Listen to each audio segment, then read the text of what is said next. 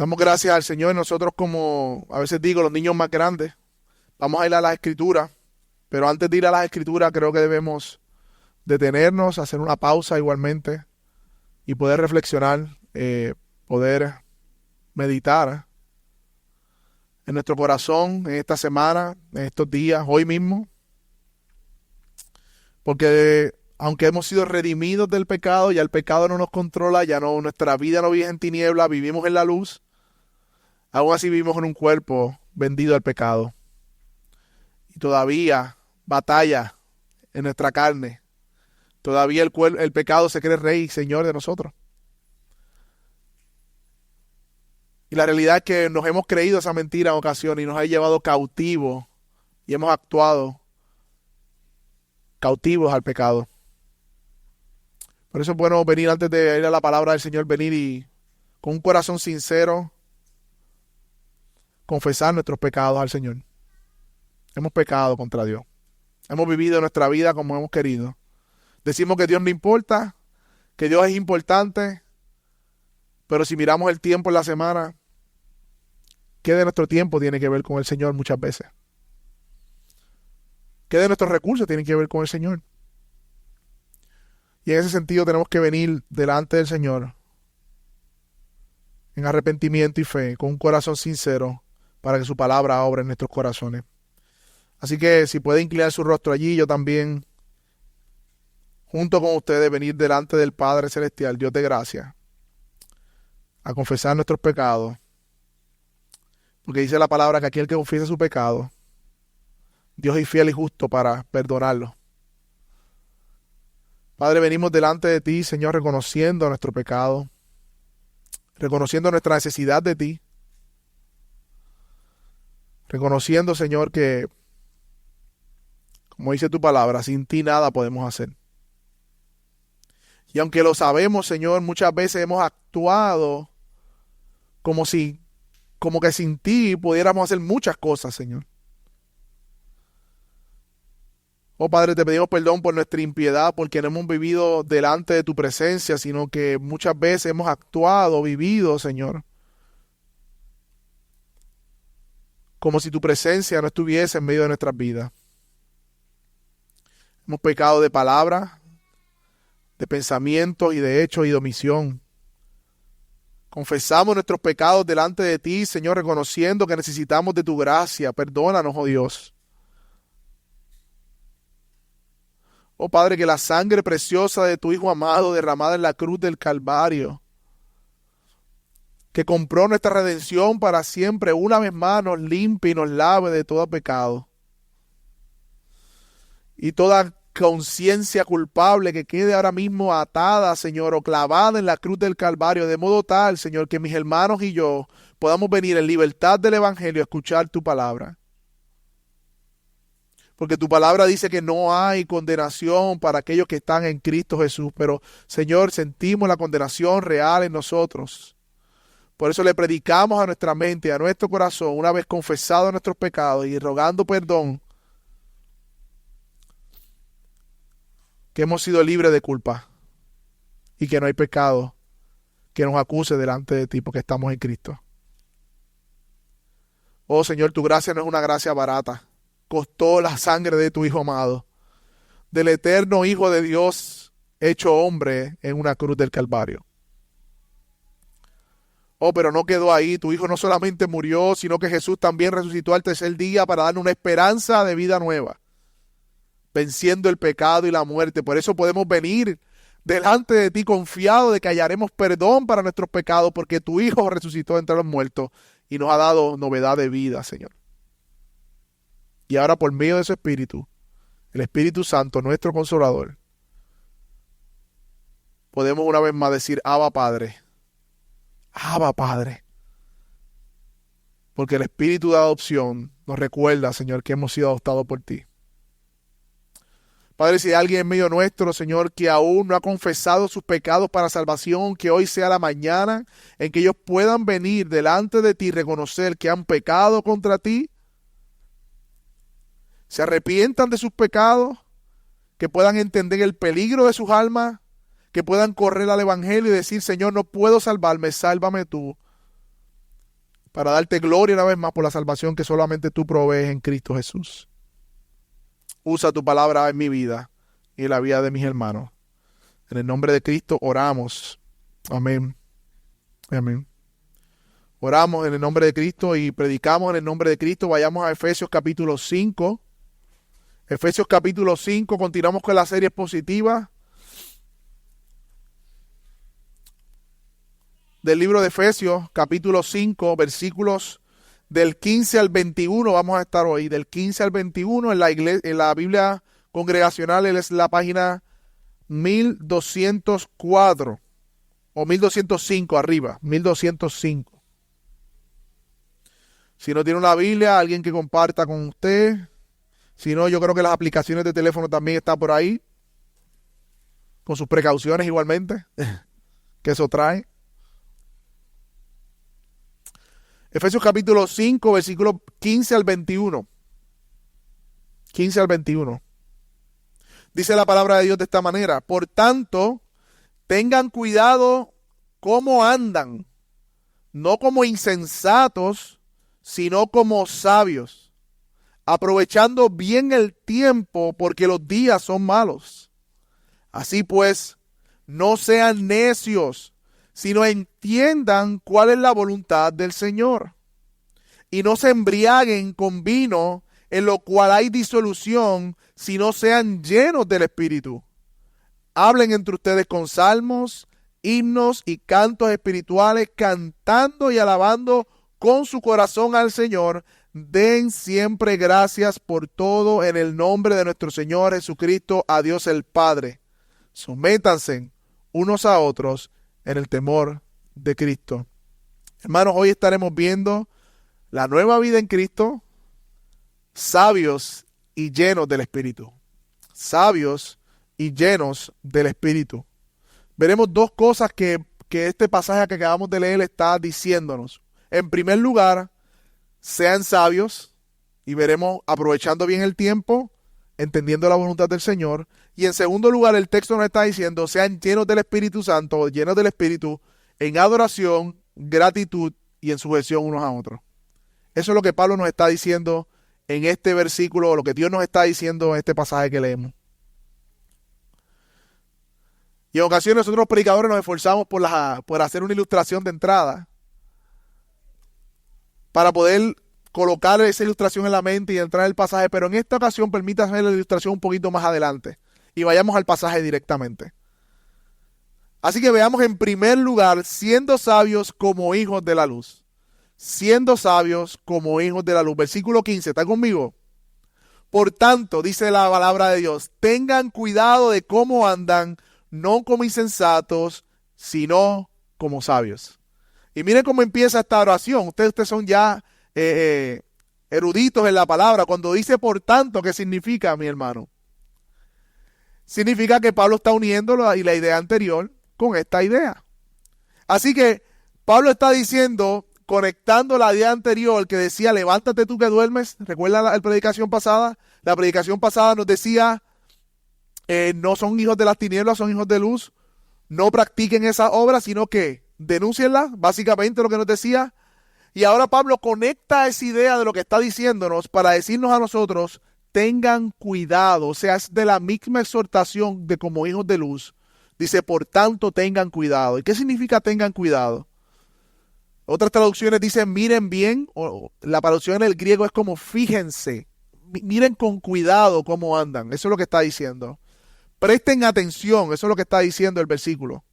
Presten atención cómo ustedes andan, y andar significa viven. Tengan cuidado cómo ustedes viven. O sea, ¿cómo tenemos cuidado? ¿Cómo vivimos? Pablo sigue diciendo, no vivan como insensatos. No vivan como insensatos, sino como sabios. ¿Y qué es insensatez, mis hermanos? La palabra insensatez es un adjetivo y tiene la connotación, y ninguna connotación en la escritura es buena para la palabra insensato. Es una persona ignorante o irreflexiva. Una persona insensata, una persona que no reflexiona, que actúa sin ninguna meditación o reflexión. Un insensato es una persona que no tiene un buen juicio, es una persona que no tiene cordura, es una persona que no tiene prudencia. Hay otras versiones que dice que es un tonto o un inadvertido o una persona simple. ¿Has escuchado esa palabra? Ese tipo es un simple, que se lo cree todo. La Biblia nos dice que nosotros no podemos andar o no debemos caminar como insensatos, como personas irreflexivas, como personas simples. Y en contraposición nos está diciendo el pasaje que andemos con sabiduría. Y más adelante vamos a ver las aplicaciones de todo esto que estoy diciendo, pero permítame explicar el pasaje. ¿Qué significa esto de andar con sabiduría? ¿Qué dice la Biblia acerca de la sabiduría en Proverbios? Que el principio de la sabiduría, ¿qué es? El temor al Señor. Y de hecho, en ese mismo pasaje, Proverbios 1:7 dice, el principio de la sabiduría es el temor al Señor. Y miren lo que dice rápido, los insensatos desprecian la sabiduría y la enseñanza. Por lo tanto, no se puede ser insensato y sabio a la vez. No se puede temer al Señor y ser insensato. Es todo lo contrario. O todo lo opuesto, mejor dicho. Pero la palabra sabiduría también es una palabra rica en la Biblia. Vamos a aplicar esta palabra. Y no es otra cosa, a la luz de este pasaje, es que la verdadera sabiduría es vivir como a Dios le importa que vivamos. Como Dios quiere que vivamos. Como Dios quiere que le agrademos. Por lo tanto, una persona irreflexiva o inadvertida o simple o que no es cuidadosa o que no tiene buen juicio no vivirá en sabiduría, que es temor al Señor. O sea, básicamente, a la luz de esta explicación corta que he dado del pasaje, la exhortación directa a este pasaje es que nosotros como hijos de luz, creyentes que somos, dice la Biblia, no debemos vivir de manera insensata, necia, sin ser irreflexivos, sino siendo sabios con temor reverente, siendo entendidos, reflexivos y prudentes. Pero el pasaje nos dice cómo podemos hacer eso. Y me encanta la Biblia, porque la Biblia no solamente nos dice el qué, sino que también nos dice el cómo lo podemos hacer. Y miren el versículo 16. ¿Cómo se refleja la sabiduría o la insensatez? Versículo 16, ¿qué dice? Aprovechando bien el tiempo. En otras palabras, cómo tú y cómo yo utilizamos nuestro tiempo va a reflejar si realmente estamos viviendo en sabiduría o en insensatez. En sabiduría o en insensatez. Y esa palabra aprovechando bien el tiempo se traduce también como redimiendo el tiempo. Otras versiones le dicen aprovechando al máximo el tiempo oportuno o las oportunidades. Y el punto es, mi hermano, que la sabiduría o la insensatez se reflejarán en el uso de nuestro tiempo. Porque el tiempo es un recurso limitado. Los años tuyos sobre esta tierra son limitados. No es ilimitado. Es como los minutos. ¿Te acuerdas que antes decíamos, tienes 900 minutos y fin de semana ilimitado? Ya eso, muchos de ustedes no saben, jóvenes no saben lo que es eso. Nosotros vivíamos que nos llamaba, llámame para atrás para que no se nos gasten los minutos, o te llamo a las 9 para que no cuente. Los niños jóvenes no saben lo que es eso, pero nosotros vivimos con minutos limitados en el teléfono hace un tiempo atrás. Y era una novedad decir que tenías un plan ilimitado de llamadas ilimitadas. Eso es la normativa ahora. Así que nosotros hemos como, y con esa ilustración, esa no era la que le prometí, pero poco a poco, con esa ilustración que me vino de momento ahora, ¿sabes lo que hemos hecho? Eso mismo, como ya tenemos todo ilimitado en un sentido, las cosas que utilizamos, pensamos y tenemos un pensamiento que nuestra vida es ilimitada. Ese es el pensamiento de la humanidad. Vive de manera que disfrutes el tiempo, aprovecha tu vida, la vida es ahora, como si todo el tiempo que tú tuvieras, así es el pensamiento del joven, es ahora y para siempre. Pero la Biblia no nos deja ahí, la Biblia nos recuerda que nuestro tiempo es limitado y al hombre no le gusta eso. A la gente no le gusta pensar en la muerte. La gente le huye al pensamiento de la muerte, le encanta bailar, gozar, pero que le hablen de muerte. No le gusta. Pero la palabra nos dice que la manera en que vivimos siendo sabios es aprovechando bien el tiempo. Y este aprovechando también tiene una idea en el griego de ir al mercado y comprar algo a un precio que no se puede dejar pasar. Esa es la idea del aprovechando bien el tiempo. Comprando bien el tiempo. Esa oferta buena que usted estaba buscando, usted está ajustado de dinero y usted necesita algo y aparece esa oferta, que si usted no la compra, ¿qué va a pasar? Se siente que perdió una oportunidad. Esa es la misma sensación de la idea de cuando nos dice aprovechen bien el tiempo. Comprar bien el tiempo es eso, es aprovechar la oferta de la vida y del tiempo que Dios nos ha dado de modo tal que no nos arrepintamos de cómo vivimos. Esta es la urgencia de la idea que transmite este pasaje, mi hermano. Y no estoy hablando de que unas tenis que salieron en especial en las tiendas ni en Marshall, no estoy hablando de eso, estoy hablando de algo cuando realmente lo necesitamos, que apareció en un buen precio y no teníamos más dinero, solamente ese dinero justo para comprarlo. Pero miremos de nuevo el pasaje. Si observamos bien el flujo del pasaje, nos dice, ¿verdad?, que no seamos insensatos, sino que seamos sabios. Nos dice cómo se ve la sabiduría en acción, ¿verdad? Aprovechando el tiempo, y ahorita vamos a ver también aplicaciones de eso. Pero también el mismo pasaje conecta la próxima idea, cómo aprovechamos bien el tiempo. Porque la Biblia no nos deja diciendo, pues yo voy a aprovechar bien el tiempo de la manera que yo entienda. No, la Biblia nos dice cómo nosotros aprovechamos bien el tiempo. Versículo 17, ¿qué dice? Así pues, no sean necios, la misma idea, sino que entiendan cuál es la voluntad del Señor. La única forma, familia que está aquí, que nosotros podemos aprovechar bien el tiempo, comprar bien el tiempo, redimir el tiempo, es invirtiéndolo en entender cuál es la voluntad de Dios. Eso es lo que nos dice el pasaje. O sea que dice un comentarista, Pablo aconseja a sus lectores que disciernan la voluntad del Señor. Este término entiendan o entender tiene su raíz en la sabiduría judía y que va más allá de una simple concienciación cognitiva o conocimiento aplicado. Va más allá. El término implica la capacidad de uno entender y llegar a la comprensión. Eso es lo que dice entender. O sea, los creyentes necesitan razonar de modo tal que comprendan la voluntad de Dios en sus vidas. Y a medida que vamos creciendo en ese entendimiento de la voluntad del Señor, en esa misma medida estamos madurando espiritualmente. O sea, somos sabios cuando entendemos la voluntad del Señor, que no es otra cosa que madurar. Nosotros no somos llamados a ser bebés espirituales todo el tiempo. Somos un momento dado bebés espirituales. Venimos a Cristo y nacemos de nuevo, y esa figura me encanta porque nacemos de nuevo, somos babies espirituales. Pero el bebé necesita ¿qué? Leche cuando es pequeño. Pero cuando van creciendo, va cambiando de la fórmula o la leche a ¿qué? A comida de pote y después comida más dura y después nosotros, los hombres y mujeres, comemos carne.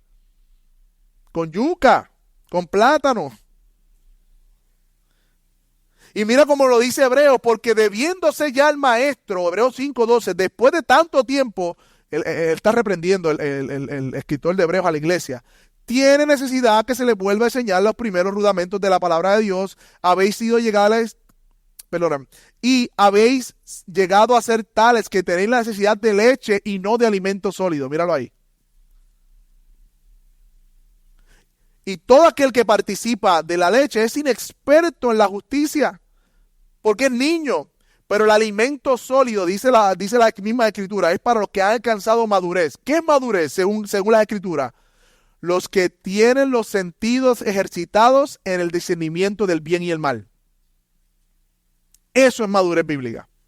Aquellos que tienen los sentidos ya agudizados de modo tal que disciernen entre el bien y el mal, pero eso no es posible a menos que conozcamos la voluntad de Dios en su palabra. Recuerda que esto no es un bien y mal de la malicia que yo vengo del mundo. No es el bien y mal de la calle, de la universidad de la calle. No, estamos hablando de la universidad de la calle, estamos hablando de la universidad de las escrituras. Esa es la malicia, por decirlo de una manera, o la astucia, como dice la escritura, que nos llama a hacer. Lo otro es pecado. Lo otro es carnalidad pura. Estamos hablando de la sabiduría bíblica, que es distinto, que tiene un principio distinto, tiene unas intenciones distintas. Y el llamado de este pasaje, hasta aquí, mis hermanos, es que cada creyente camine hacia la madurez cristiana, que no es otra cosa que tener los sentidos agudizados para entender lo que es bueno y malo, Y eso se hace usando nuestro tiempo para conocer ¿qué? La voluntad de Dios en su palabra. O sea, no hay sabiduría, que es el primer llamado que hace Pablo a la iglesia de Éfeso, si no conocemos la voluntad de Dios. Y no conoceremos la voluntad de Dios si no invertimos nuestro tiempo conociéndola. Ese es el punto del pasaje. No importa cuántas maestrías y doctorados tú tengas, cuánto alcances en la vida, cuánta universidad de la calle tú tengas, no eres sabio si no tienes la sabiduría de la Escritura. Podrás tener conocimiento, pero sabiduría no. Podrás tener alguna madurez en alguna área, pero no tendrás la madurez espiritual que la Biblia requiere del creyente. Así que a la luz de la eternidad, mis hermanos, si no aprovechamos el tiempo de esa manera y no crecemos en madurez espiritual, para la Biblia y para Dios, estás perdiendo el tiempo. Es una pérdida de tiempo lo que tú haces. Es una pérdida de tiempo. ¿Qué aplicaciones podemos ver de este pequeño pasaje que hemos visto en la primera parte, siendo sabios? Yo no sé si ustedes vieron la película In Time, creo que se llamaba así, que era Justin Timberlake que la protagonizaba.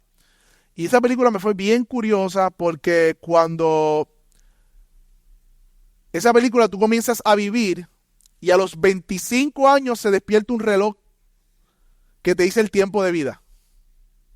Y trabajando y haciendo diferentes cosas, tú ganas tiempo de vida.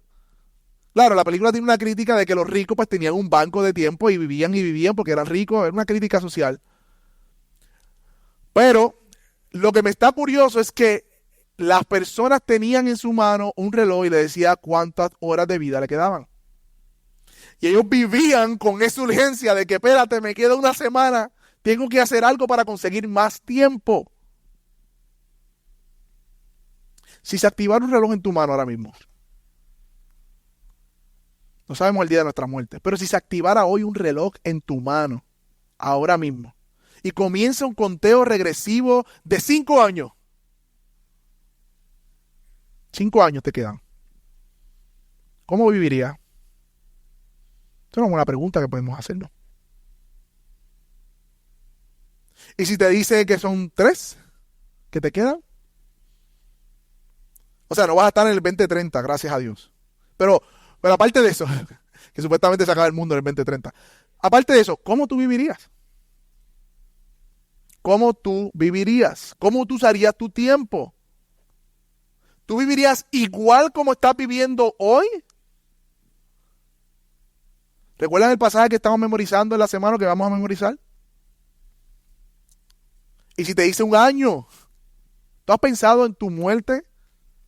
Ahorita, antes de comenzar a hablar providencialmente, escuché a un hermano hablando con otro de un joven con un cáncer terminal desahuciado. Joven, recién casado. ¿Qué tal si te quedan 30 días para morir? 30 días te quedaron.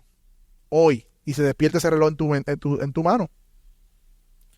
De hecho, yo hice un cálculo de cuántas horas vivimos en 70 años. Porque la Biblia dice 70, ¿verdad? Que aproximado, dice la media, cuando tú buscas en Google, ¿cuál es la media de muerte? 70, 72 años, lo que la Biblia dice. La Biblia no se equivoca. El punto es, obviamente hay que duran más, hay personas que duran menos, por eso es una media, es un promedio. El punto es que busqué a la luz de 35 años, que es lo que yo tengo, cuántas horas promedio de vida me quedan. Y dice que son 306,000 horas me quedan de vida. Eso es lo que me queda a mí, según el promedio de 70 años.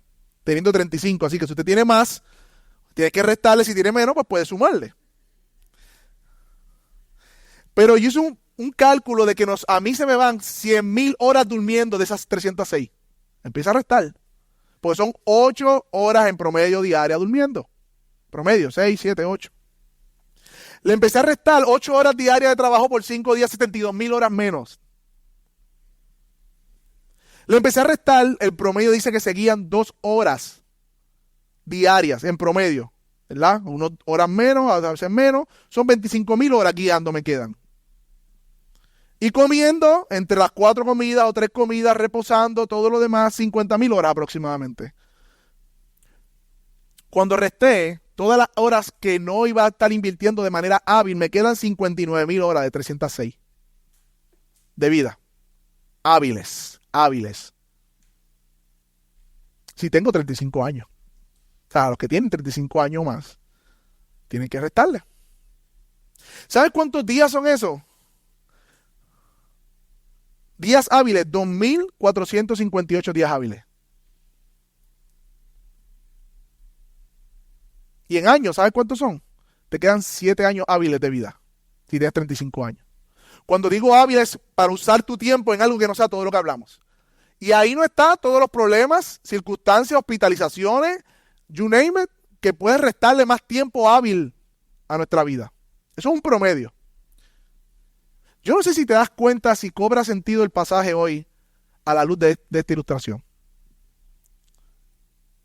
2.400 días útiles a mí me quedan con 35 años. Y la Biblia me dice en este pasaje, pues yo creo que por eso lo dice, que aprovechemos bien el tiempo. Aprovechemos bien el tiempo. El punto es, mi hermano, que usted tiene un reloj en su mano. Ahora mismo usted tiene un reloj contando. No lo está viendo. No lo está viendo, pero está ahí. No sabes el día y la hora y no está ahí. Estamos siendo generosos en el sentido de que no estamos hablando de enfermedades que quizás yo o cualquiera de nosotros podamos tener y nuestra vida se acorte aún más. O la utilidad de nuestra vida se acorte aún más.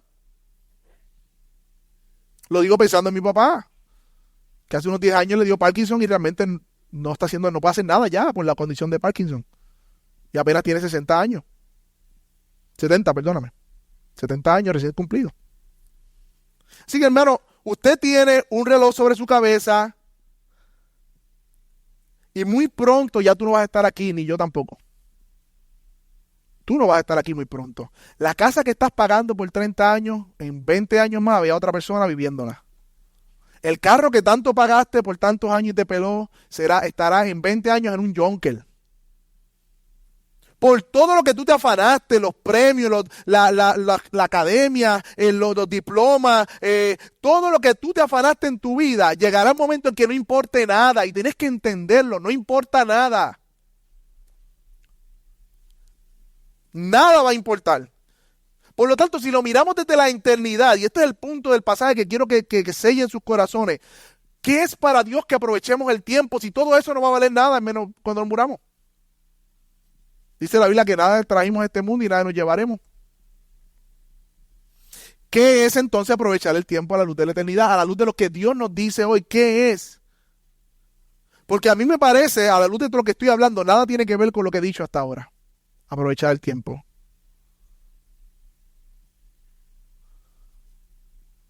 Nos arropan los negocios de este mundo, los ajetreos, los afanes de este mundo, y nos perdemos en qué realmente es aprovechar el tiempo. ¿Qué hacemos entonces con nuestros años que nos quedan, con nuestros pocos días que nos quedan hábiles para vivir? ¿Cómo los vivimos? La Biblia nos dice que nos recomienda que vivamos cada momento como uno oportuno para las cosas eternas. Y las cosas eternas son todas aquellas que tienen que ver con el conocimiento de Dios y la salvación de los perdidos. Todas las buenas obras que hacemos en Cristo son obras que no solamente tendrán un impacto en esta tierra, sino que tendrán un impacto en la eternidad. Y de hecho, nuestro amado Señor Jesucristo estuvo consciente de su muerte siempre. A cada rato le decía, ya mismo me tengo que ir, ya mismo voy a morir. Tengo que entregar mi vida. Si alguien había sido consciente de su muerte, nuestro Señor Jesucristo. Eso nos enseña algo también. Y cuando iban a apedrearlo o cuando decían algo, no, todavía no ha llegado mi hora. Él sabía su hora. De hecho, él solamente vivió 33 años en esta tierra, mi hermano. Yo he vivido más que Cristo encarnado, Jesús encarnado. Y ustedes, muchos de ustedes también. Pero nadie, mis hermanos, sobre la faz de esta tierra ha tenido el impacto que la vida de Cristo ha tenido por millones de personas en los siglos venideros después de su vida. ¿Y cuál fue la clave? ¿Cómo Jesús entonces hizo un impacto tan grande tanto en su generación como hasta 2000 años después que todavía estamos adorando su nombre? Él usó su tiempo para cumplir los propósitos de su Padre. Él no se metió en la política, a los negocios, ni plantó sinagogas. No porque eso fuera malo, sino que no era su llamado. Ese es el punto, lo que quiero decir. 33 años sobre la tierra, solamente 3 de ministerio. Y cambió el mundo entero, dividió la historia, trajo redención, mis hermanos. ¿Qué haremos entonces nosotros con el tiempo que el Señor nos ha regalado sobre la faz de esta tierra? Eso es lo que tenemos que preguntarnos. ¿Tú das por sentado el tiempo que tú vas a vivir?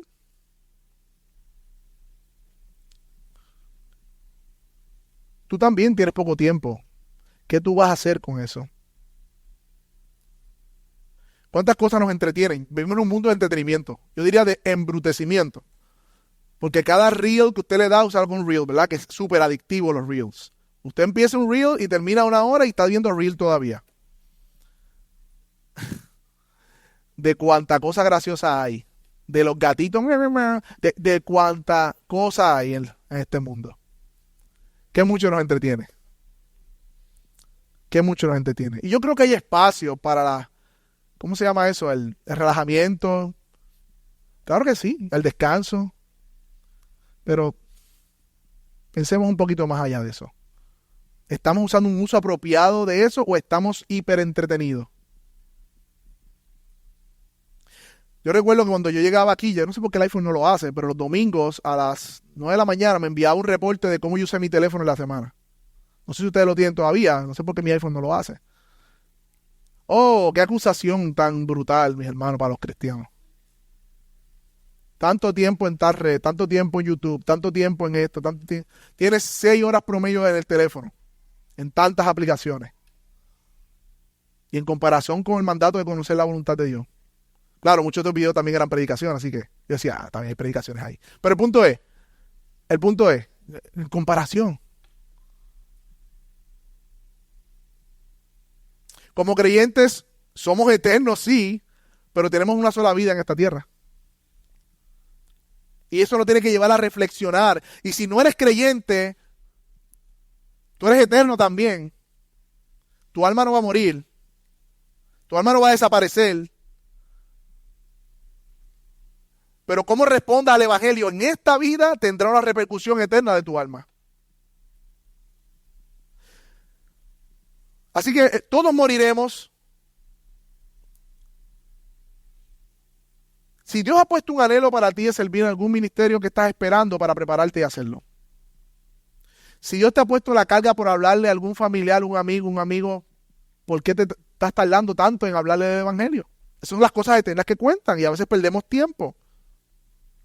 ¿Qué estás esperando para predicarle a ese familiar? De hecho, Cristo utilizó su tiempo para invertirse en 12 hombres por 3 años. Y ese fue el mejor uso de su tiempo, invertirse en otras personas. Madre que estás aquí, el mejor uso de tu tiempo no es dejar a tus hijos cuidando e irte a la universidad y ser la mujer empoderada mega plus. No, eso no es. La mejor inversión es invertirte en tus hijos para que ellos sean hombres y mujeres piadosos de bien. La próxima generación, como hablaba Ricardo, piadosa que Dios está buscando. Dios ve eso y Dios valora eso porque eso tiene impacto eterno. No nos dejemos engañar por las ideas. Yo estaba esta semana en una firma bien reconocida de abogados hablando de recursos humanos. Yo estaba allí, ¿verdad? Por la compañía. Y decía, estaba allí el director, el secretario de Recursos del Trabajo de Puerto Rico. Una de las poblaciones que tenemos que incentivar para que se vayan a trabajar son las mujeres, porque muchas están en sus casas. Yo decía en mi mente, pero si no quieren trabajar porque tienen algún trabajo en su casa que hacer, ¿cuál es el problema? Por eso usted ve todos los billboards poniendo mujeres a trabajar, porque ellos ven que eso es una disparidad social. Pues claro, pero para hacer eso tienes que sacrificar algo y va a ser a tus hijos también. No estoy diciendo que ocasiones tengan que trabajar, no estoy diciendo eso, pero lo que sí estoy puntualizando es que invertirte en tus hijos es algo que también Dios ve y valora, no como el mundo que no lo valora. Es una forma de redimir y aprovechar bien el tiempo. Mi hermano, ahora bien, recuerda que la única forma de redimir bien el tiempo es conociendo la voluntad del Señor. Su voluntad se encuentra en la Escritura, por tanto, mayor tiempo de la Escritura es mayor redención del tiempo. Mayor tiempo en la Escritura es mayor uso del tiempo. Y de esa manera vamos a ser sabios, entendidos de la voluntad del Señor. Ahora bien, mis hermanos, de hecho, Pablo sigue exhortando a los efesios del primer siglo. Recuerden que esta carta está escrita para los efesios del primer siglo. que entendiendo la voluntad del Señor, que es su palabra, es lo opuesto a qué. No solamente a ser insensatos, sino que es lo opuesto a la embriaguez, que es lo que sigue diciendo. Por eso los exhorta a llenarse del Espíritu y no de vino. Mire, vamos a ver el próximo verso, versículo 18. Efesios 5, 18, segunda parte, es siendo llenos del Espíritu. Somos hijos de luz, siendo llenos de sabiduría, siendo llenos del Espíritu. Por lo tanto, aprovechar bien el tiempo no es embriagando, dice el versículo 18, y no se embriaguen con vino, en lo cual hay disolución, sino sean llenos del Espíritu. Y lo primero que queremos notar en este pasaje, mis hermanos, como muchos otros, muchas veces lo tratamos de manera equivocada porque no tenemos el contexto. Si nos detenemos a mirar el flujo del pasaje, Pablo está animando a los creyentes en Éfeso de dos maneras: siendo sabios, usando bien el tiempo y conociendo la voluntad del Señor, y ahora nos dice que siendo llenos de la palabra, llenos del Espíritu. Y esa palabra que se traduce como disolución, que no te embriagues, porque en el embriaguez hay disolución, trae la idea de desperdicio. Miren la relación con el tiempo. Se utiliza a menudo en contexto de exhortación moral para describir una vida vacía de virtud y que representa una pérdida de tiempo. Por lo tanto, el llamado a no embriagarse es una transición de lo que viene diciendo de aprovechar bien el tiempo. Y muchas veces no vemos ese pasaje así. Vemos la prohibición, sí, pero en el contexto, ¿a qué se refiere? Es importante. Y no es que el imperativo no tenga fuerza, hay un imperativo ahí, no se embriaguen con vino, pero pongámoslo en el contexto, mi hermano. Cuando dice que no se embriague con vino, lo dice en comparación, usar bien el tiempo. Y en contraste de ser llenos con el Espíritu. La idea de este pasaje es que lo que produce la llenura del Espíritu no lo produce la embriaguez, y lo que produce la embriaguez no la produce la llenura del Espíritu. Está en contraposición. Pero el verso 18 sigue diciendo un imperativo. ¿Y qué podemos decir acerca entonces de la embriaguez? ¿Qué podemos decir acerca de eso, mi hermano? En su contexto tiene mucha razón que Pablo hable de la embriaguez, porque muchos de los cultos a los dioses de las deidades del primer siglo incluían embriagarse para tener unidad con sus dioses y así experimentar cosas místicas, mágicas y todos estos rituales paganos que ellos hacían. Por lo tanto, Pablo está diciendo, hey, nosotros somos luz, nuestra forma de adorar a Dios no es como la adoran ellos, embriagándose para experimentar a sus dioses, sino siendo llenos en contraposición del Espíritu. Ese es el punto del contexto de ese pasaje. De hecho, usted ha escuchado la palabra bacanal, eso está bacano, dicen los dominicanos. Y era que había un dios Dionisio, el dios Baco, en otra forma de decirle, que era el dios del vino, y hacían unos festivales en donde aún los filósofos no creyentes decían eso es una aberración, se comportaban los hombres como animales. Y por eso cuando usted dice, eso está bacano, eso está salvaje, es como un animal salvaje. Así le dicen los dominicanos, eso está bacano. Por lo tanto, en el contexto, mis hermanos, los efesios necesitaban saber que la forma en que ellos se reunían y adoraban al Señor era distinta a la forma que lo hacían antes de venir a Cristo. Y esta advertencia de Pablo era necesaria para ellos. El culto de los creyentes no se debía asociar con el culto de los paganos. Por eso usa el contraste de la embriaguez. Porque los hombres en tinieblas se embriagan, pero los hijos de la luz están llenos del Espíritu. Ese es el contraste. Y yo estoy consciente que a nivel individual, este pasaje de la embriaguez trae polarización o trae drama en los cristianos. Pero el drama o el problema o la controversia viene por nuestro pecado y por el legalismo, por esas dos cosas. Por un lado, mis hermanos, están los que se abstienen a toda bebida que contenga 1% de alcohol y condenan a todos los demás que participan y menosprecian, y hay otros que participan y menosprecian y ponen tropiezo a los que se abstienen. ¿Ven que es pecado y legalismo lo que causa el problema? Los dos se centran en uno, no en lo que dice la Escritura. Porque el pasaje lo que sabemos que dice es que prohíbe la embriaguez. No el no tomar, la embriaguez. Recordemos que la Biblia en ninguna parte condena el uso comedido del vino. Nunca lo condena.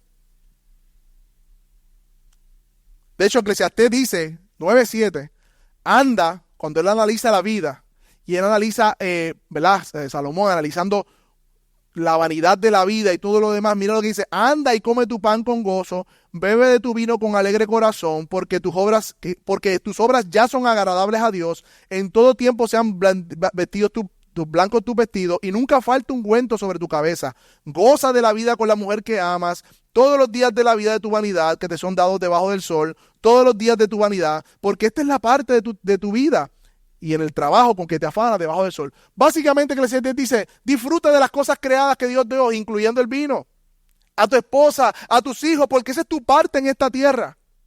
Ahora bien, dice que tus vestiduras sean blancas. Hay una connotación allí también. ¿A qué se refiere?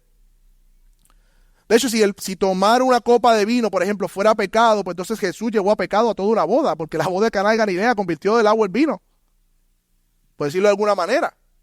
De hecho, Pablo le ordena a Timoteo que tome vino por sus frecuentes enfermedades, y sabemos y también tenemos que tener cuidado con esta aseveración que el vino de aquella época no es el mismo vino que esta época, que sabemos todo eso. Pero aún así, lo que quiero sacar de nuestra mente es esa actitud legalista contra todo lo que tenga que ver con el aspecto del fruto de la vid. Porque si no, Jesús hubiese pecado también.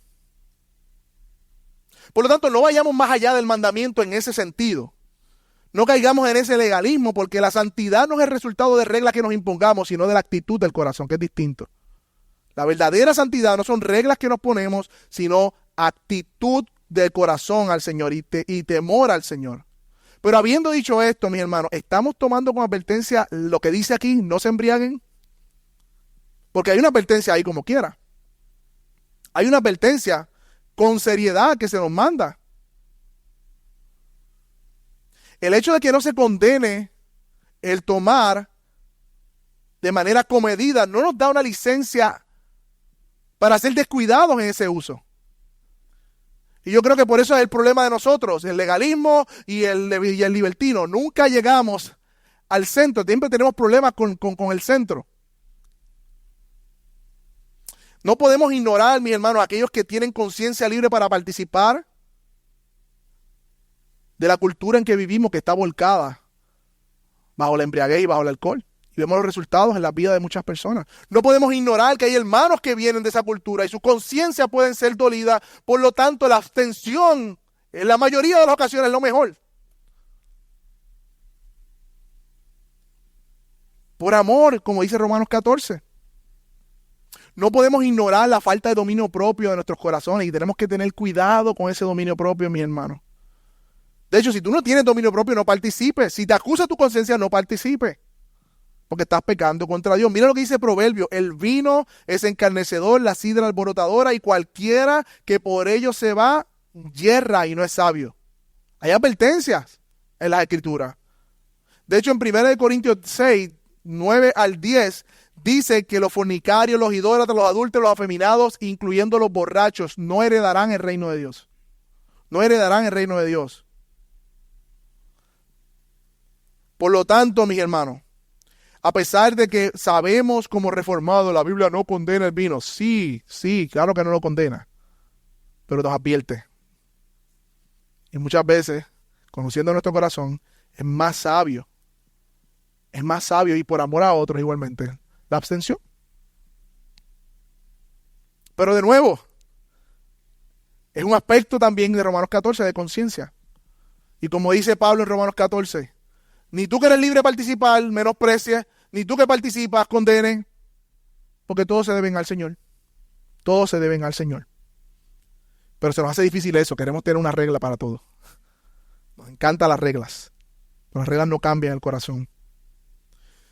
Así que, mis hermanos, de nuevo, él pone este aspecto de no embriagarnos, pero nos dice, pero la realidad, no, ese no es el foco del pasaje. Lo hago por el contexto de iglesia y todo lo demás, lo hago por eso, pero no es el foco de Pablo. Pablo no está hablando de la bebida, y Pablo está hablando de ser llenos del Espíritu. Lo que pasa es que usa la embriaguez como un puente para hablarnos de ser llenos del Espíritu. Y ahora sí, este es el foco del pasaje. Si no sean llenos del Espíritu, y que muchos ignoramos esa parte para concentrarnos en las batallas de la otra, ¿no? Sean llenos del Espíritu. Para comenzar, es importante decir, mis hermanos, ¿qué es la llenura del Espíritu? Que esa es otra confusión que tenemos. ¿A qué la Biblia se refiere con ser llenos del Espíritu? Y si leemos el contexto del pasaje, mis hermanos, no está hablando de una manifestación, en un culto, de manera abrupta, tampoco en hablar en lengua. No está hablando de nada de eso en el pasaje. De hecho, decir eso sería ponerle al pasaje algo que Pablo no está diciendo. Eso no es ser lleno del Espíritu. Y a un paréntesis doctrinal, por decirlo de una manera, lo que sucedió en Hechos 2, que bajó el Espíritu Santo y fueron bautizados con fuego, ¿verdad? Con lenguas y de fuego, es un hecho histórico, no normativo de las Escrituras. Y esa es la confusión que tenemos. Como Dios prometió un Redentor que vendría a morir y resucitar, también prometió que venía el Espíritu Santo. Y lo que sucedió en Hechos 2 fue el cumplimiento de la promesa histórica de lo que Dios prometió. Es un hecho histórico, no repetitivo ni normativo. Es como la cruz. Si la cruz sucedió una vez en la historia, ¿hay que repetirla nuevamente? No, ya sucedió. De la misma manera, lo que sucedió en Hechos es un aspecto histórico de nuestra fe, en donde Dios derramó el Espíritu Santo que había prometido desde el Antiguo Testamento. Ahora bien, ser lleno del Espíritu no tiene que ver con ese hecho puntual histórico de Hechos 2, pero sí tiene que ver con lo que produjo en la vida de esas personas. Eso sí, que es distinto. ¿Qué produjo el Espíritu Santo en la vida de las personas que comenzó la vida de iglesia en Hechos, por decirlo de alguna manera? Comunión unos con otros, oración, compartían el pan, daban todo, eran generosos. Eso es la llenura del Espíritu. Participar de esa obra. Así que este pasaje de Efesios 5 no tiene que ver con lo que pasó en Hechos 2 como las lenguas de fuego, pero sí tiene que ver con la comunión que produjo en la iglesia. Y Pablo nos dice a nosotros, no solamente a los efesios, sino está diciendo a nosotros, ustedes sean llenos de esa manera. No es un contexto individualista, es un contexto de iglesia. Pablo le está hablando de la iglesia completa. ¿Cómo, Pablo, somos llenos del Espíritu? Míralo ahí, versículo 5, 19. Pablo nos deja para que nosotros nos imaginemos cómo. Él nos dice cómo. ¿Qué dice? Hablando entre ustedes con salmos, himnos y cantos espirituales, cantando y alabando con su corazón al Señor. O sea, somos llenos del Espíritu cuando estamos llenos de la palabra del Espíritu, que es la Biblia, inspirada por Él, de modo tal que nos animamos unos a otros hablando con salmos. Para tú hablar el salmo, tienes que habitar en tu corazón el salmo. Por lo tanto, ser lleno del Espíritu es ser lleno de la palabra del Espíritu, que es la Biblia. Porque la Biblia fue inspirada por el Espíritu. No tenemos que divorciar la sabiduría de las Escrituras con la llenura del Espíritu, porque estamos hablando de la misma cosa. Por lo tanto, el texto nos dice que esa es la manera en que nosotros somos llenos del Espíritu. Hay una conexión, mis hermanos, entre el Espíritu y la alabanza de su pueblo. Miren esto también, mis hermanos. Es un reconocimiento de que Dios se encuentra con su pueblo y le fortalece mediante ese Espíritu cuando se reúne para adorarle y alabarle en su nombre. Recuerden de nuevo, Pablo le está hablando a una iglesia que se está comenzando a reunir. Ellos necesitaban instrucción de sus cultos también. Y Pablo le está diciendo, ustedes se llenan del Espíritu. Ustedes se llenan del Espíritu cuando ustedes corporativamente se unen para adorar, alabar su nombre, cantando con gozo en su corazón al Señor. ¿Cuán conscientes estamos nosotros, mis hermanos, que por medio de esta reunión cada semana o otra reunión que tengamos como santos, Dios está presente en medio nuestro por medio de su Espíritu? Porque el problema es que decimos, no, eso no es la relleno del Espíritu, pero nos vamos al otro lado. Sí, pero el Espíritu está presente cuando su pueblo se reúne. Su Espíritu está en medio nuestro. Cuando cantamos, con cuánta reverencia de corazón estamos ante su palabra cuando es predicada. Cuando cantamos, ¿cómo están nuestros corazones? Porque dice adorando o alabando al Señor con un corazón sincero.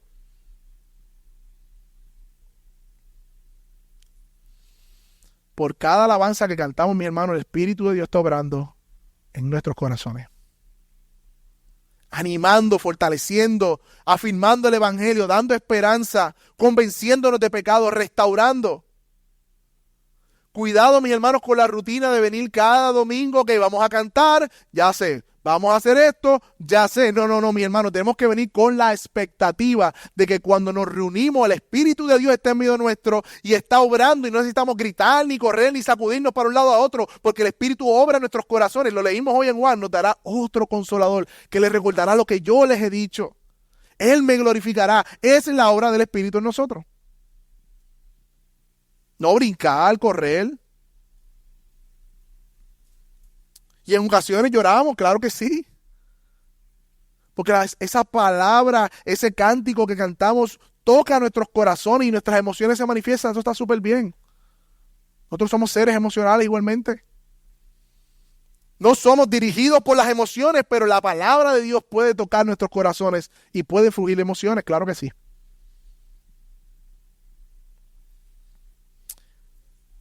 Hermano, notemos esto, que aunque cantar alabanza siempre está dirigido a Dios,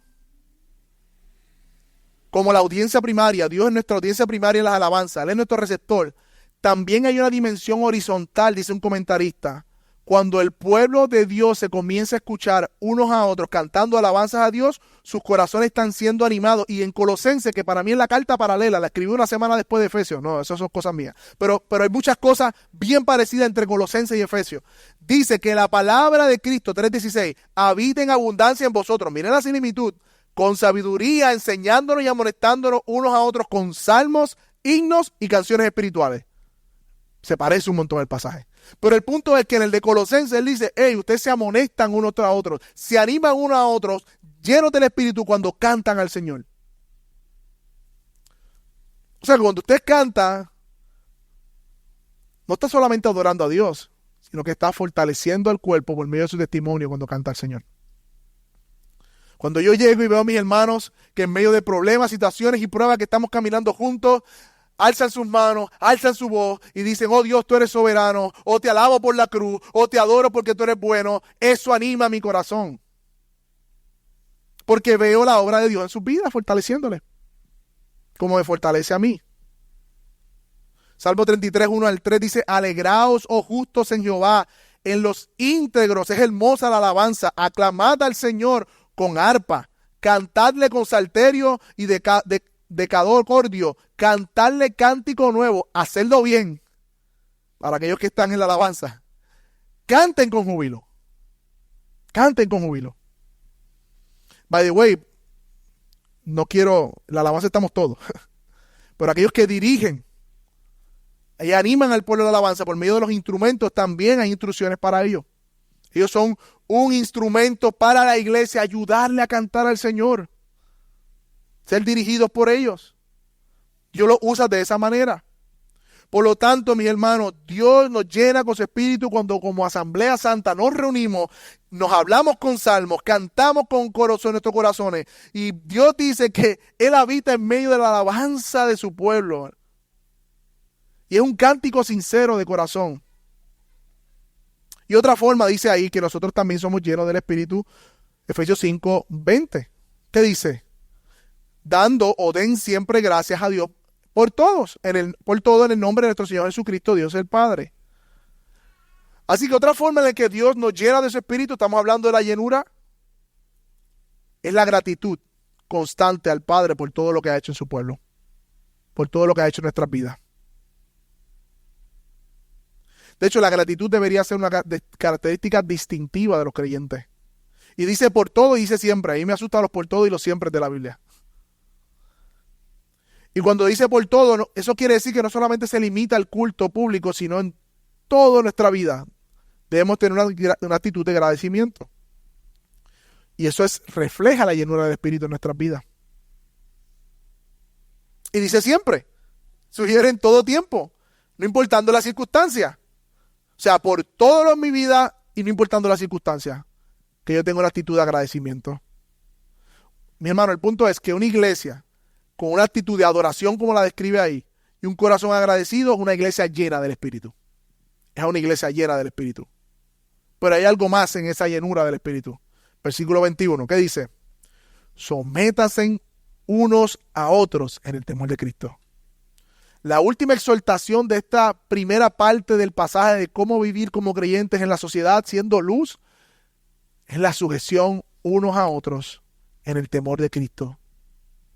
Por lo tanto, mis hermanos, somos llenos del Espíritu cuando doblegamos nuestras preferencias, nuestro gusto, nuestra opinión y servimos a los demás poniendo a los demás como más importantes que nosotros.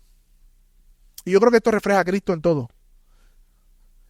Cristo, su vida fue adoración completa a Dios, una vida de gratitud, y una vida donde Él dio su vida por los pecadores. Se sometió a la voluntad del Padre. Y si Cristo, y yo sé que sí, fue lleno de su Espíritu en su humanidad, fue lleno de la presencia de Dios, estaba empoderado por el Espíritu, la manera en que nosotros también como iglesia lo podemos hacer es de la misma manera que Cristo lo hizo. Ahora, tú y yo no podemos hacerlo solos.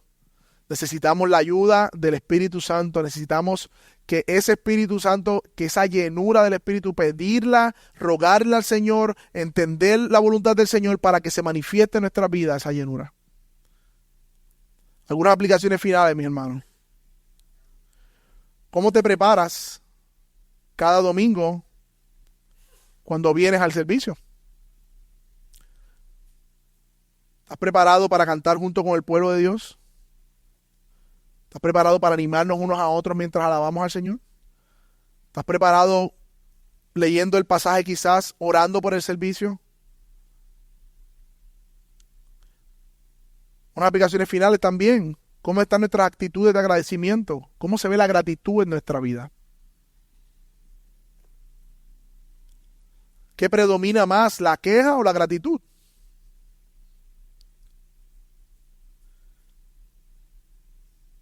Y por último, ¿estamos creciendo en humildad de modo tal que reverenciamos a Cristo y de esa manera vemos a nuestro hermano como mayor que a nosotros? Con una actitud humilde. Pues esas son las tres maneras y formas en que somos llenos del Espíritu. Cuando sometemos nuestra vida a esto. Y obviamente aquel que no ha venido a Cristo, hablar de la llenura del Espíritu para él es algo que no va a entender. Pero Dios hoy está llamando a salvación a tu vida si no has venido a Cristo en fe.